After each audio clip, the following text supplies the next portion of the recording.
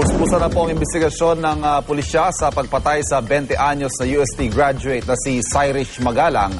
Natagpuan po ang bangkay ni Magalang sa abandonadong kubo sa Bacoor, Cavite. At kaugnay po niyan, makakapanayam natin live mula sa Bacoor si Police Superintendent Romano Cardi, hepe ng Bacoor Police. Colonel Cardi, magandang umaga po sa inyo. Good morning po, Ivan. Opo, sir, nabanggit ho kanina ni Ginoong Magalang na may 40% chance daw po na magkakaroon na ng resolusyon itong kasong ito. Ano po ba yung mga leads na tinutukoy niya?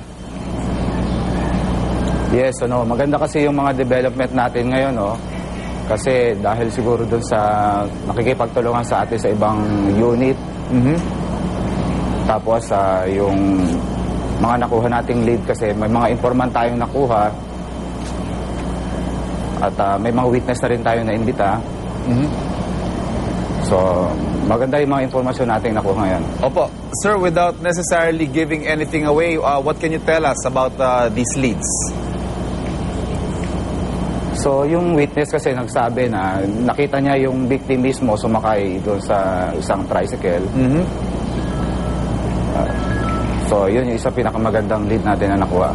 Ito po bang sinakyan niyang tricycle o yung ibang mga tsuper ng tricycle doon sa terminal, nakausap niyo na po ba?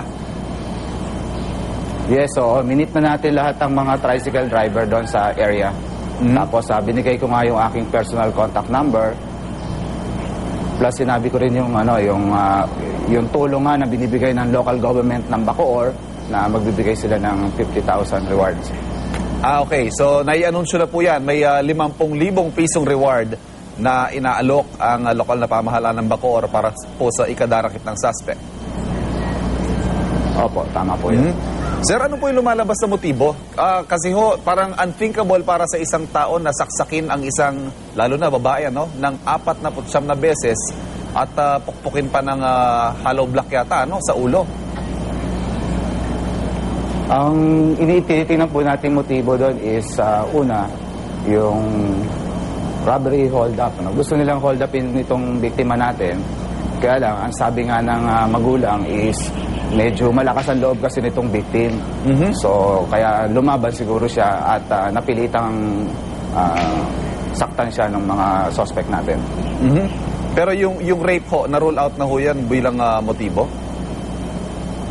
Opo, kasi ang coordination po namin sa crime lab natin, wala pong rape na nangyari.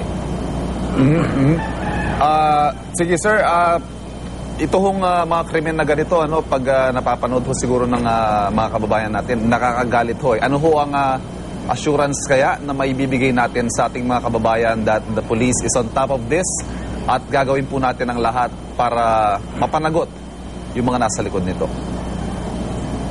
Tama po yun. Hindi po tayo papayag na ganito yung mga krimen na mangyayari sa atin. That's why yung police po natin is hindi po natulog. At talagang tinutukan po talaga yung kaso na to. Panghuli na lamang po, Colonel, bibigyan po namin kayo ng pagkakataon na manawagan siguro para sa kahit sino mang may impormasyon para ho mabigyan ng hustisya itong pagkamatay ni Cyrich. Doon po sa mga taong meron pang nalalaman dito sa crime na to, bukas po ang aming tanggapan. Inimbitahan po namin kayo na magsadya kayo dito para ibigay alam po sa amin ang inyong pong nalalaman para sa ikalulutas ng kaso na to. Ito naman ho mga suspect natin mismo. Baka naman ho nanonood sila. Baka may mensahe din kayo sa kanila. Doon naman sa ating mga suspect, kung nakapapanood nyo to, kung maaari, sumuko na kayo kasi talagang may maganda na kaming lead na sinusundan na namin kayo. So at least makabumaba yung inyong